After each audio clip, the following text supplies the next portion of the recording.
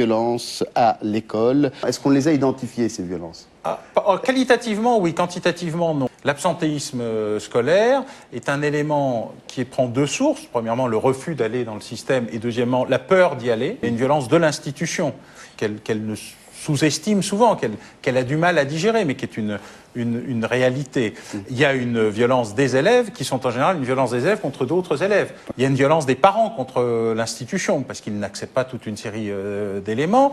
Il y a une très petite violence, paradoxalement c'est celle qui a le plus disparu, des enseignants vers les élèves. Puis il y a une violence contre les personnels enseignants et les autres personnels qu'on oublie un peu, assistants d'éducation, personnel de maintenance, technique, etc. Qu'est-ce que ça nous dit sur la réalité de ces actes de violence au sein des écoles? On est dans un monde extrêmement médiatique dans lequel il y a un événement dramatique qui génère de l'émotion et qui amène le politique à faire soit un plan, soit une loi.